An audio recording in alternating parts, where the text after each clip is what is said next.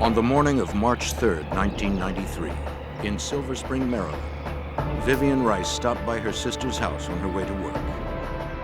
But this morning, something was wrong. Both garage doors were open, and her sister's minivan was missing. Inside the house, Vivian would discover a brutal triple homicide, executed by one of the most ruthless and cunning killers to ever challenge the FBI.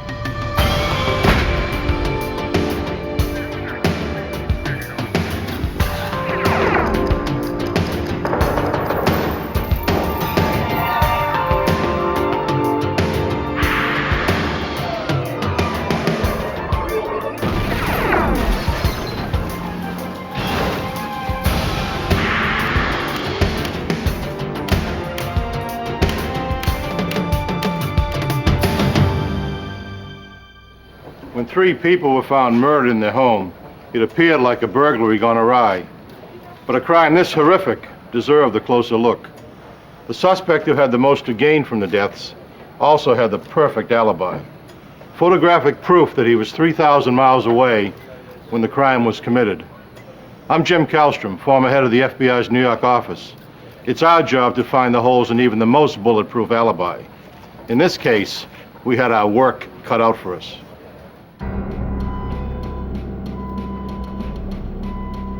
A Montgomery County, Maryland police officer responded to Vivian Rice's frantic 911 call.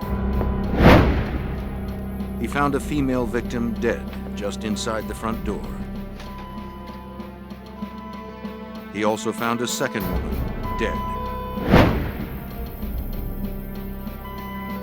And a young boy, apparently murdered in his bed. We got 3 victims here. Need detectives and evidence technicians over here. Through the day and into the night, investigators would scour the scene for evidence, thoroughly searching both inside and outside the house. They soon identified all the victims. Mildred Horn was a 43-year-old divorced mother employed as an American Airlines flight attendant. She had been shot 3 times in the head. Her 8-year-old quadriplegic son, Trevor, who required round-the-clock nursing care, appeared to have been suffocated. Police found him disconnected from his respirator. And Trevor's overnight nurse, 38-year-old Janice Saunders, had been shot twice, in the skull and in the eye.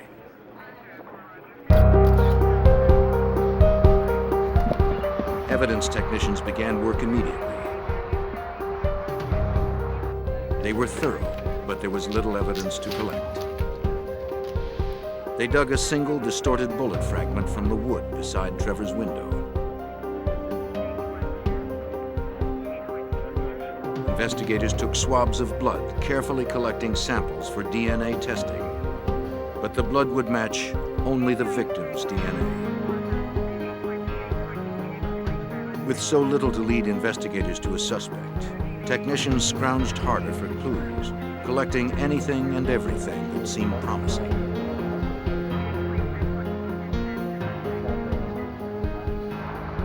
Outside the house, investigators found a metal file.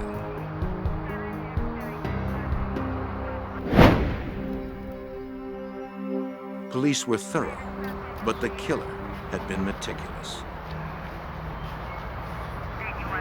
Montgomery County, Maryland homicide detective Craig Wittenberger, named lead investigator, struggled to make sense of a case with 3 helpless victims, no obvious motive, and few clues. There were some things that struck us as odd, I think, from the very beginning of the on-scene investigation inside the house. The foyer area, a closet, the contents had been dumped, everything been pulled out of the closet, dumped onto the floor. We found a purse, which we would later learn ultimately belonged to Millie. You had a lot of stereo entertainment equipment, TVs, a lot of jewelry, furs, that was untouched and left. which again strikes you as odd. If this is a burglary or robbery going bad, you're going to take something. In fact, Mildred's minivan was missing from the garage, as her sister had noticed. But it was found quickly, not far from the house.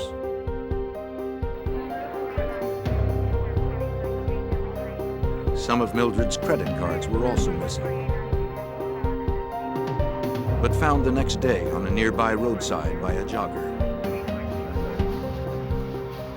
Investigators now positively eliminated burglary as a motive. Instead, they wondered if the missing items were a deliberate attempt by the killer to throw them off his trail. The scene had the earmarks of a planned, professional execution.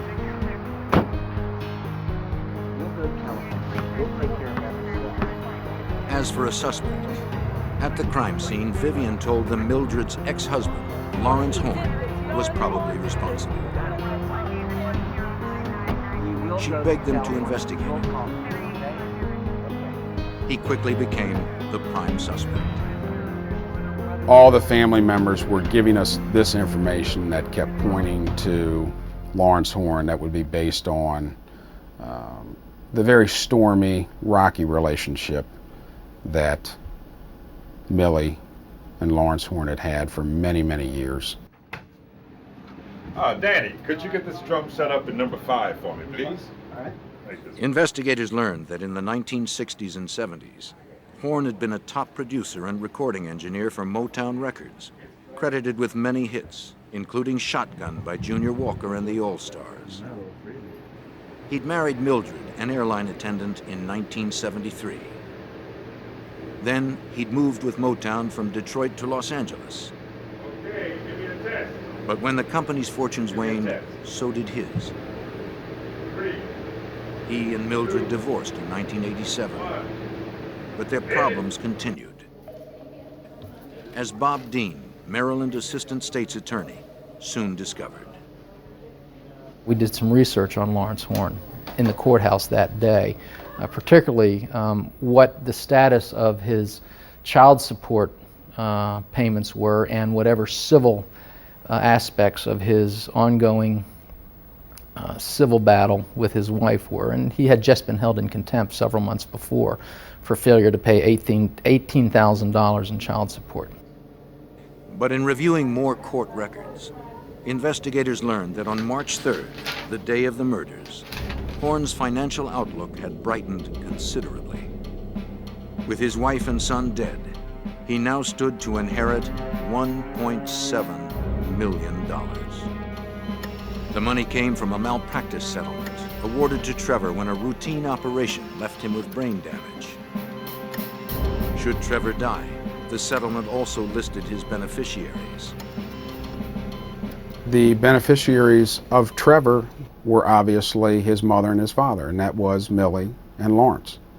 If Millie were dead, Lawrence got everything. Hello, Miss Horn? At Detective Wittenberger's request, the Los Angeles Police Department contacted Lawrence Horn within hours of the murders. Lawrence, I think you better come out here. Yes, Bob. They tracked him to his mother's house. Mr. Horn, I'm The Officer police Nolan. told Horn about the murders and were surprised by his response. Am I a suspect? No, sir. Mr. Horn's behavior Talk to you, ask a few questions, was very odd. fill you in on the details. It was odd enough that the LAPD officers took note of it from the very outset. Not only did he not want to cooperate and want an attorney, basically his only questions or inquiries about were whether he was a suspect in this thing. Police took him to the station for further questioning. They asked where he was at the time of the crime. He told them he was with his live-in girlfriend, Shira Bogan, I was at home. and described their activities. Later they would question her, and she'd corroborate his story. I was at home. If Horn or someone he employed had crossed state lines to commit the crime, they would have violated the Interstate Travel in Aid of Racketeering statute. federal offense under FBI jurisdiction. Now, the FBI was brought in.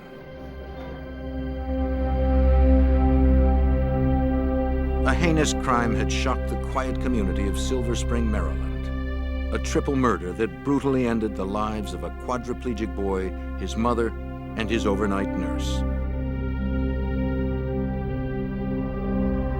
With the prime suspect 3,000 miles away in Los Angeles, the prospect of an interstate investigation loomed.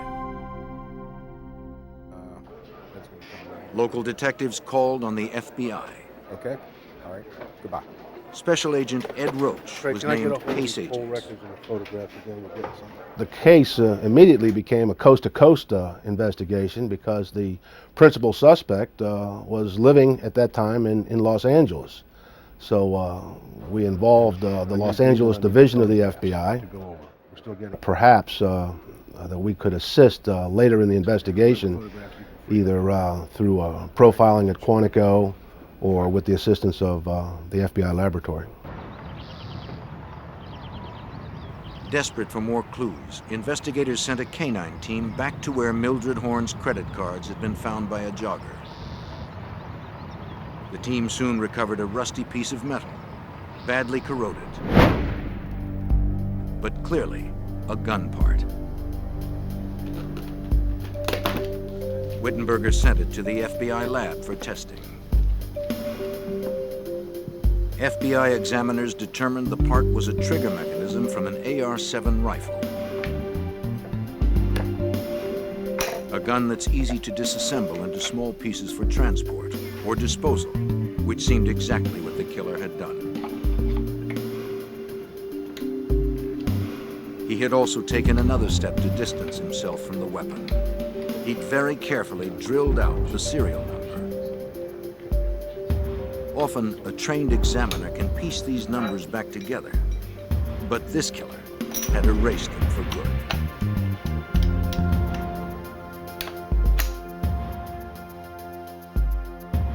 Another firearms expert would determine how long the gun part had lain by the side of the road. Analysis showed the amount of corrosion was consistent with the time elapsed since the killings had occurred. So this was likely the murder weapon.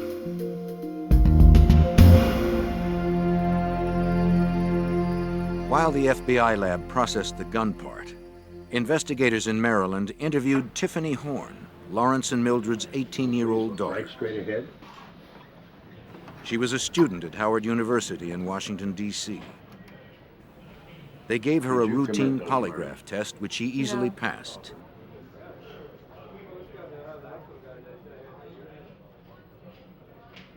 Did you commit those murders? No. Later that day, Tiffany would talk with Detective Wittenberger, revealing 3 key clues. The first was something that had happened in the summer of 1992. Her father had called, asking her to videotape the outside of her mother's house for him, along with Trevor's room. The idea was so bizarre, she'd only taped Trevor and his nurse, with Trevor in his bed, attached to his respirator. Tiffany gave the tape to her father. Now Wittenberger and the FBI wondered if Horn wanted someone to know the layout of the house. Then, on March 1st, 2 days before the murders, Horn had called her again. He wanted to know where his younger daughter, Tamiel, would be for the next few days.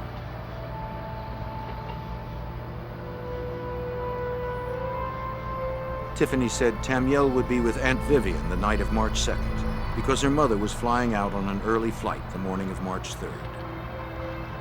It made investigators suspect that Horn had known when the murders would occur.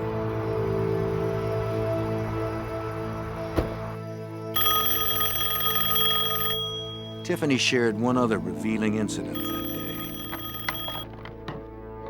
At about 2:30, the morning of the murders, she had inadvertently called her mother. Tiffany had hit the wrong speed dial key on her phone. She'd meant to call her boyfriend. She apologized and hung up. The timing of the call helped investigators estimate the timing of the murders, along with another observation. Trevor's round-the-clock nurses made entries every hour in a logbook near his bed. Based on that, the 2:30 phone call, the 2 o'clock entry in the nurse's log, and there not being a 3 o'clock entry, and the autopsy findings, I think we pretty much based the time of death as being around between 2:30, 3 o'clock in the morning.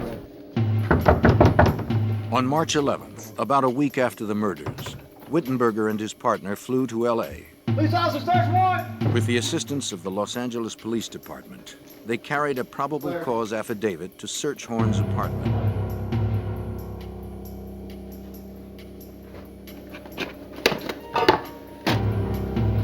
They collected hundreds of audio and videotapes. Police also gathered computers, personal papers, address books, bank statements, and telephone logs.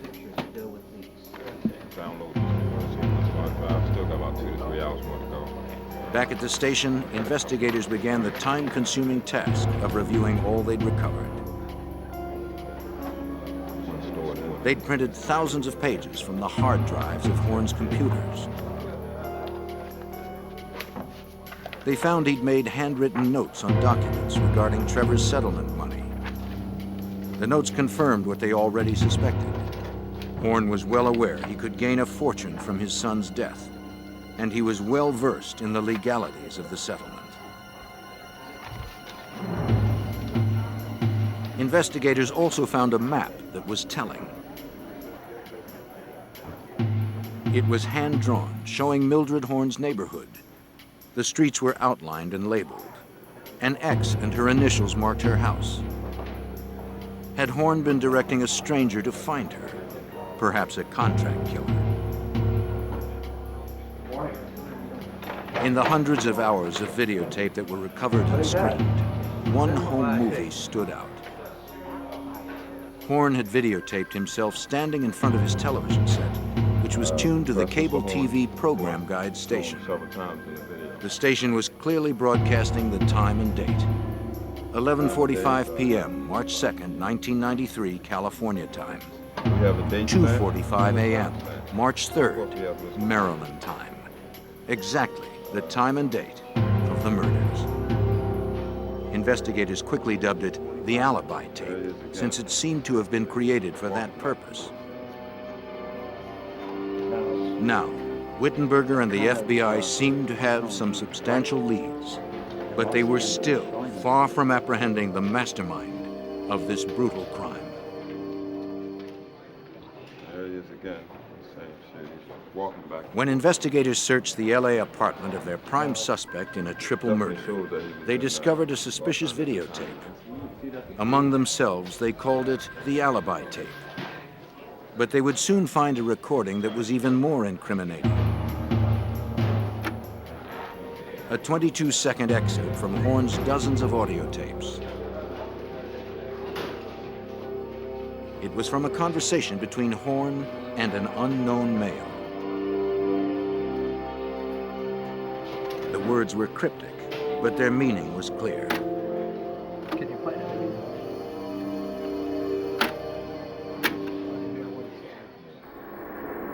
I gave a talk? No.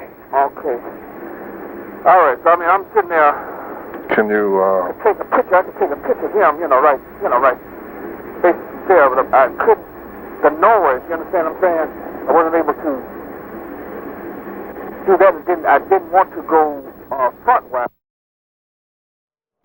After listening to that, we felt Mr. Horn probably was in Los Angeles at the time.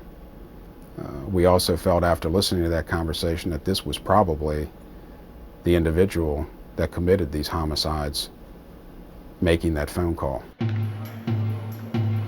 With the help of the FBI, investigators subpoenaed telephone records from AT&T for all the calls placed to Lawrence Horn's residence from a week before the murders to a week after.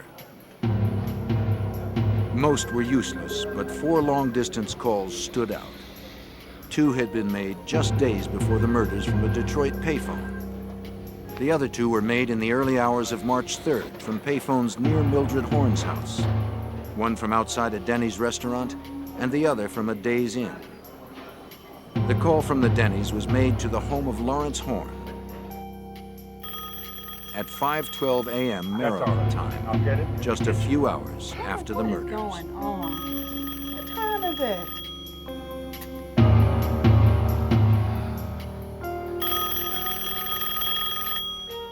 Was it the cryptic 22-second conversation? Yeah. And who had made the call?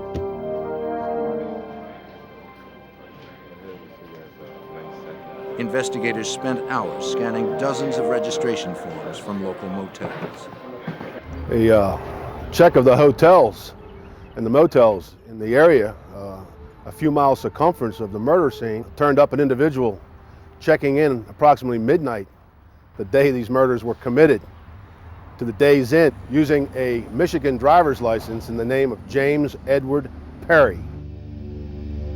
James Edward Perry seemed a promising suspect.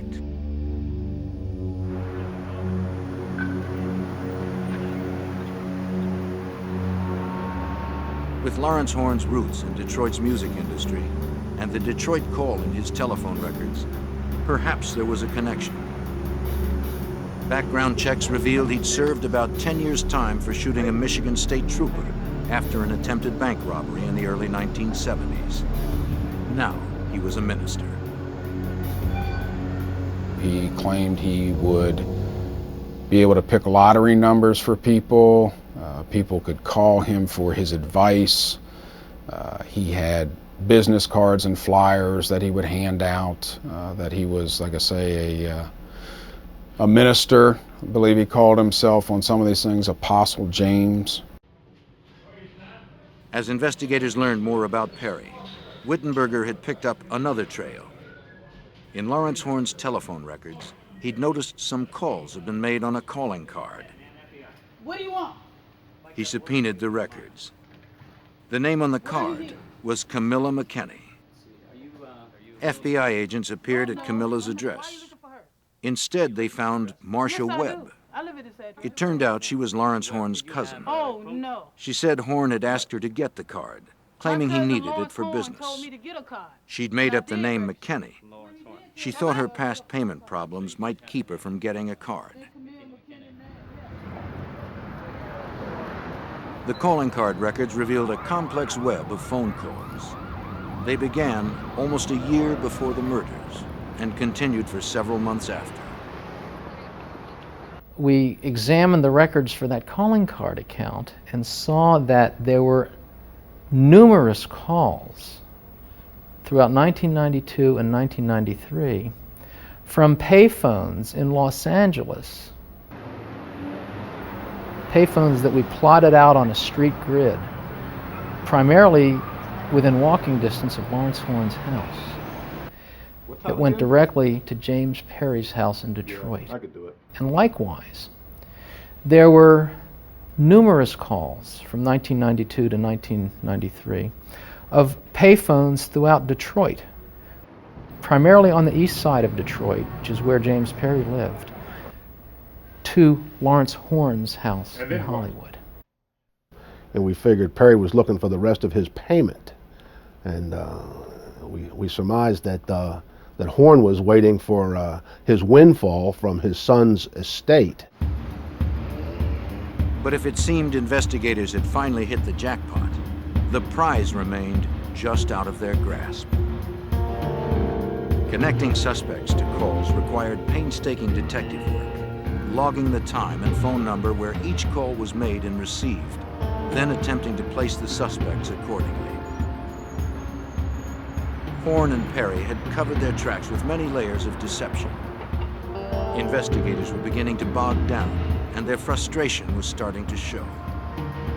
It starts out at an extremely fast pace. Everything's hot and heavy, very high-profile murder case. Everything, like I say, is rocking and rolling very quickly. Then all of a sudden the skids are put on. The investigation starts to slow down. because now we've almost shifted gears and now going into a documentation that turns into almost a paper trail case. But Wittenberger and the FBI stayed on the trail like bloodhounds. And in late September of 1993, they closed in on James Perry. They began a 24-hour-a-day, 7-day-a-week surveillance. We had the Michigan State Police and the FBI. Both agencies agreed to put him under surveillance in a cooperative effort. It was during a week in September that we saw that James Perry hung out with a particular individual. We didn't know who he was until we checked the tag of his car. It was a guy named Thomas Turner. A background check showed the 52-year-old Turner was a trucker by trade. More significantly, he was another of Lawrence Horn's cousins. He was also fast friends with Perry. The two had met in prison 13 years before, when Perry was serving time for the state trooper shooting incident and Turner for robbing a bank.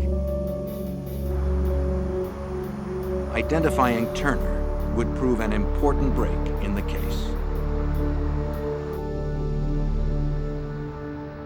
But for now, investigators were hoping for something more immediate. Wittenberger and an agent did what investigators call tickling the wires. They paid Perry a visit, thinking Perry would then contact Horn and start talking. The investigators only talked briefly with Perry, but he admitted he was in Maryland on March 3rd, though he claimed it was for business and that he knew nothing about the murders.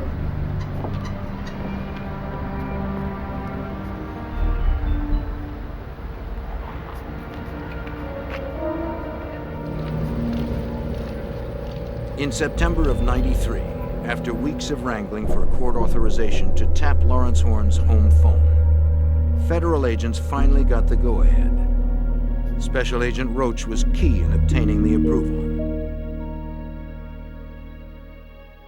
We were hoping to get the smoking gun, the conversation between James Edward Perry and Lawrence Horn. We were hoping for a conversation that would say something like, I want the rest of my money, you know, I did the deed, the down payment's not enough, you promised me such and such, I only got this, and now I want the rest of my money, or maybe you're going to be next. Something like that would have been terrific. But Horn and Perry were too sly to let anything slip. And by mid-November, with the investigation at full tilt, they stopped talking to each other altogether. Despite months of slow but steady progress, Horn and Perry were still one step ahead of the law. The FBI's coast-to-coast investigation of a triple murder committed in Maryland left agents scrambling to link LA's Lawrence Horn and Detroit's James Perry to their case. Investigators knew the two men were talking, but they didn't know how. Were they using Perry's former jail buddy, Thomas Turner, as a go-between? The FBI secured authorization to tap Turner's phone. Yep. That was the key. Yeah, what's up? Both Horn and Perry talked yeah. to Turner often, Yeah, okay, and that's Turner no problem. relayed messages between What them. time? But they were careful not to use language that might incriminate them. And once again, agents found themselves back in the same old grind, monitoring and logging hundreds of calls, then trying to make links between the callers. All right, I'll talk to you later. One surveillance would be taking place, actively taking place, physical surveillance in Los Angeles on Lawrence Horn, while at the same time, 24 hours a day, the Detroit division was conducting physical and electronic surveillance on Thomas Turner and physical surveillance on James Edward Perry. As before, they made a few connections between calls and callers. But mostly, the process seemed just a test of their endurance and dedication. Horn and Perry were giving them a run for their money. Then, around Thanksgiving, after 3 grueling months, investigators got a bite. Perry was preparing to move. agents secured a federal warrant to search his residence before he left. It was a dangerous mission. Perry had shot a Michigan police officer, and he was known to own high-powered weapons. An FBI SWAT team made the entry. Wittenberger and his partner followed. They roused Perry and his girlfriend from bed, catching them unaware and unarmed.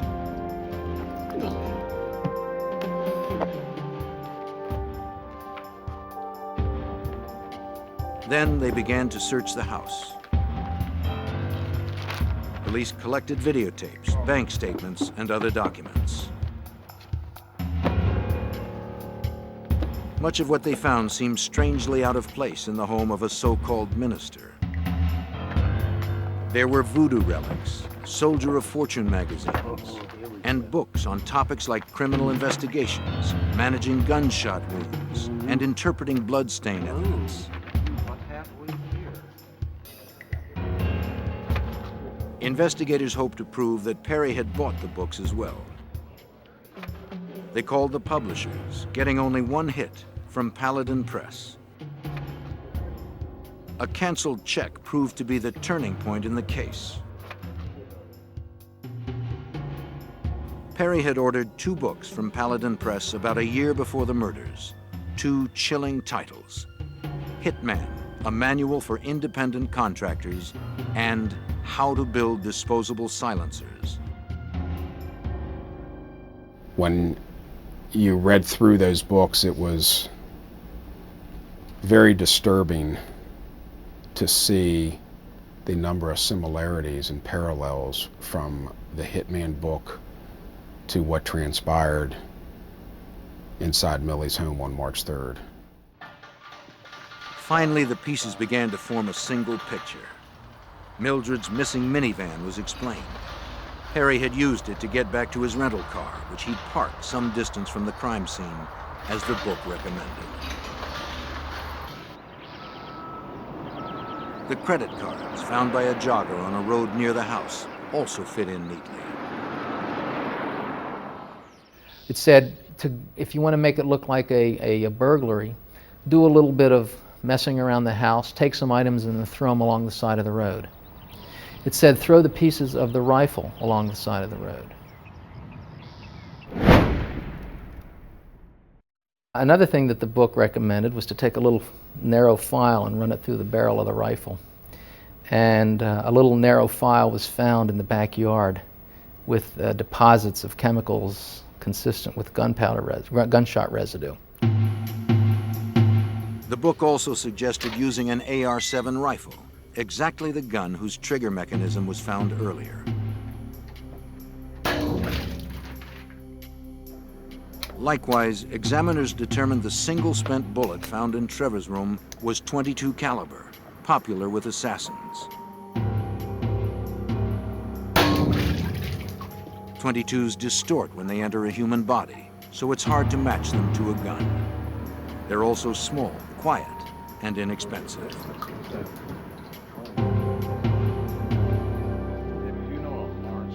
In January of 1994, there was another big break in the case. After months of pressure from Wittenberger, a grand jury subpoena finally brought in Thomas Turner. He agreed to talk in exchange for immunity. 1992. Could have. In a deposition for a Maryland grand jury, Turner said his cousin, Lawrence Horn, had come for a visit in May of 1992, 5 months before the murders. Though Turner hadn't seen him in 20 years, Horn immediately complained of trouble with his ex-wife Mildred. Turner gave him the name of James Perry. That's all Turner would say, though Wittenberger believed he knew much more. Fortunately, he'd said enough. At that point, because of what we had learned from Thomas Turner and what we had learned from the Hitman book and the wiretaps, we felt we were in a position to establish a conspiracy, to establish that James Perry had in fact carried out the killings. That summer, Wittenberger struck. On July 19th, 1994, he arrested Horn at his Los Angeles apartment without incident. Wittenberger would question him for 45 minutes at the police station, but Horn refused to talk about the crime.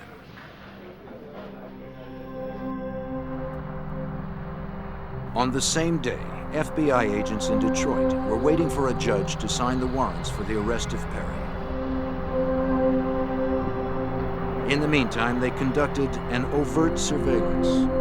The tactic is designed to pressure a suspect while making sure he doesn't flee. It wasn't supposed to be a covert surveillance, and we really didn't care if he saw them or not. We just didn't want it to be a confrontational surveillance until the warrants were signed.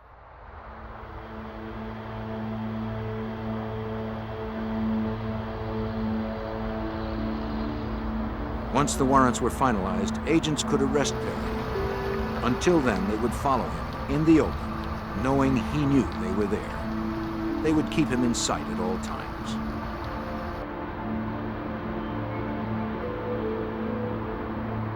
Perry grew increasingly annoyed. The FBI didn't let up. It seemed Perry wondered what the FBI was trying to do, though he seemed more irritated than concerned.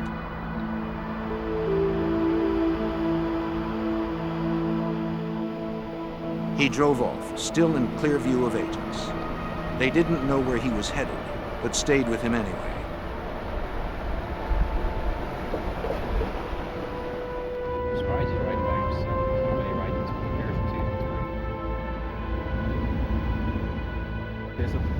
Watch it. He stopped to pick up a friend.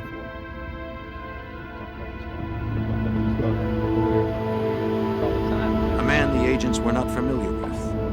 Stranger to me.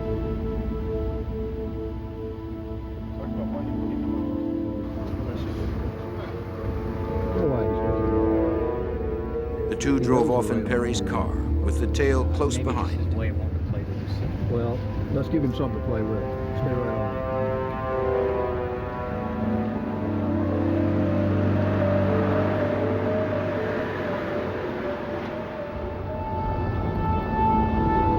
Then, incredulous, agents guessed where Perry was going. After only about an hour, the constant tail had made Perry so angry, he decided to file a complaint.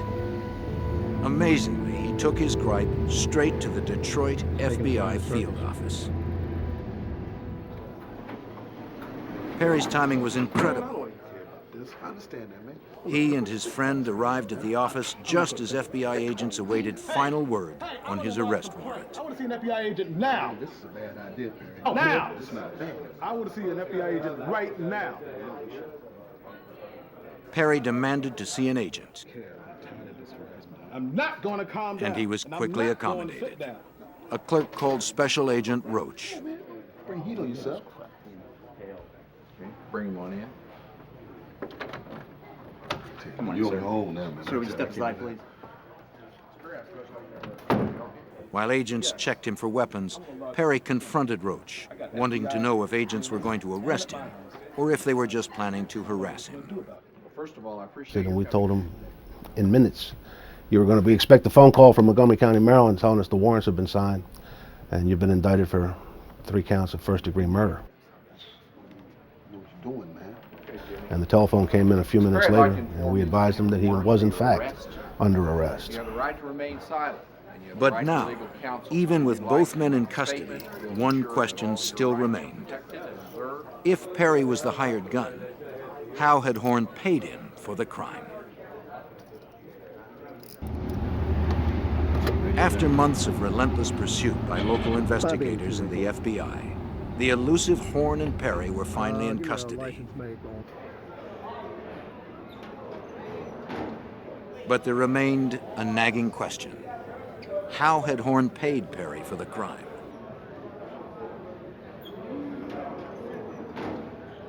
The answer came 2 months later, only as a result of still more dogged detective work. As we were reviewing the results of the search on James Perry's house, we noticed this photograph that in essence showed various cassette tapes that James Perry had. That was the purpose of the photograph, but underneath one of the items here we saw a Western Union card. we got a bundle of records from Western Union showing us that there were indeed a number of transactions from Los Angeles to James Perry's live-in girlfriend, Pauline McGee. The person sending it was George Bernard Shaw. Well, we now had another area to investigate for a few months. After much digging, Dean discovered a man named George Bernard Shaw had died in July of 1992 in an auto accident in Los Angeles. When Dean sleuthed out the LA Times for the day of Shaw's death, he discovered the man's connection, though it wasn't in his obituary. We have on the front page, Mary Wells dies. And for those in our generation, she was a big Motown star. Go to the obituary page, big story about Mary Wells dying in Los Angeles. In the lower right-hand corner was a list of other people who had passed away. One is a guy named George Bernard Shaw, with no information about him, just the cemetery. Lawrence Horn had used the name of this anonymous dead man as the front for his payments, which were made with the money Horn was able to save. Almost 2 years after the crime, investigators had finally pieced together the whole story. It had been a cold and calculated murder for hire that took more than a year to plan. James Perry had followed the instructions in the Hitman book almost to a T. Perry had bought an AR-7 rifle and drilled out the serial number as the book suggested.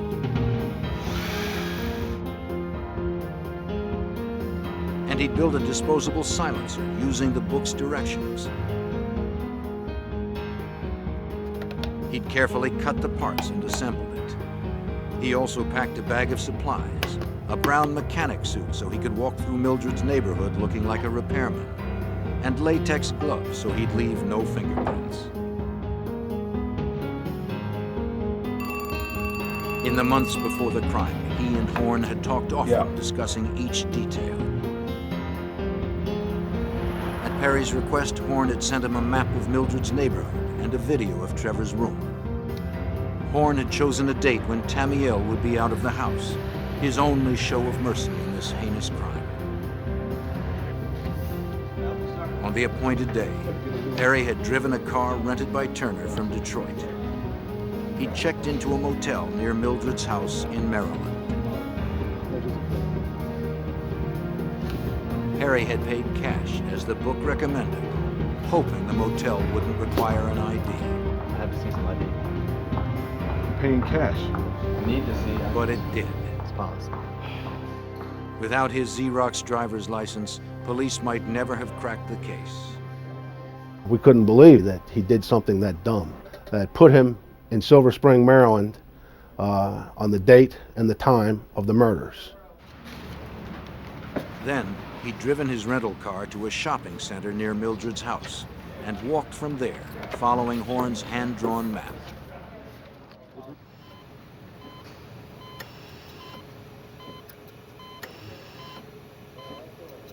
In the house, unsuspecting, Nurse Janice Saunders made the 2 a.m. entry on a medical log attached to Trevor's bed.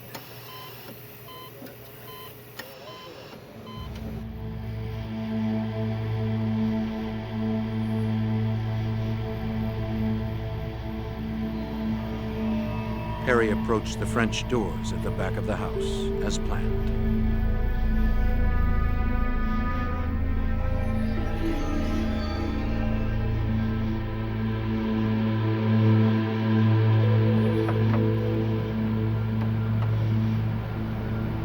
Though locked, the doors were easily opened.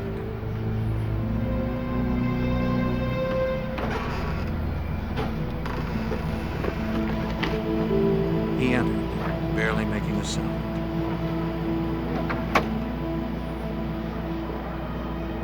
Inside, he assembled his rifle and homemade silencer.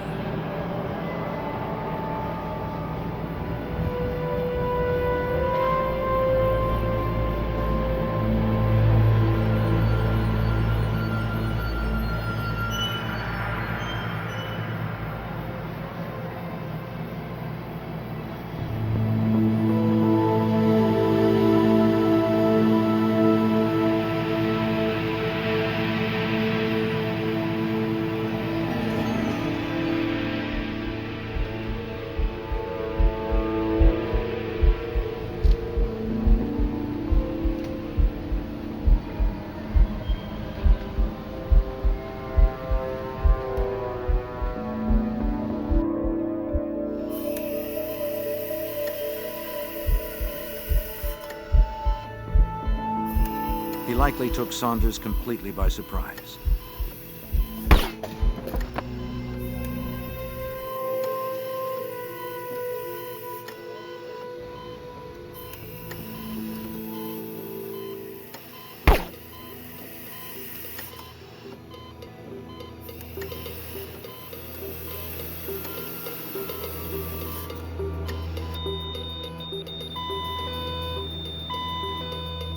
But when the boy stopped breathing, his medical alarm spoke for him. Upstairs, his mother awoke.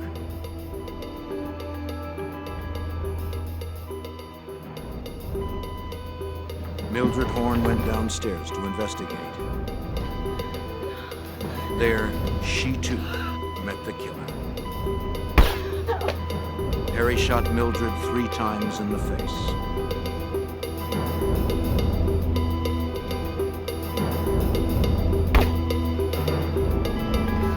Then Harry roughed up the house a little to make it look like a robbery gone bad. As the book instructed, he took Mildred's credit cards. But it seems the persistent beeping of the medical alarm unnerved even this calculating killer. He stuck to the manual instructions. On his way out, he quickly bored out the gun barrel, using the metal file to foil ballistics tests as the book instructed. For a quick escape, he took Mildred's minivan back to where his rental car was parked. On the way, he'd scattered Mildred's credit cards and the gun parts, though only the trigger mechanism was found. All right, so I'm sitting there. Can you, Take a picture. I can take a picture of him, right facing there, but I couldn't. The noise, you understand what I'm saying? I wasn't able to do that. I didn't want to go frontwise. It was a case that had to be put together by really an exhaustive search of every clue possible, every clue imaginable. And we literally spent 1.5 years, 2 years doing nothing but working on this case. In September of 1995, 2.5 years after the murders, James Perry was brought to trial in Maryland. Bob Dean served as special prosecutor because of his intimate knowledge of the case. Perry received life for conspiracy and 3 death sentences for the murders. Those death sentences were later commuted to life. Perry has no chance for parole. He has never admitted to committing the crime. Lawrence Horn's trial began that April in a packed Maryland courtroom. He faced the same charges as Perry, so much of the same evidence was used. Bob Dean again served as special prosecutor. After a 5-week trial, the jury found Horn guilty on all counts. He showed no emotion, and like Perry, he never confessed to the crime. On May 13th, Horn received 3 life sentences without parole. He appealed once and was denied.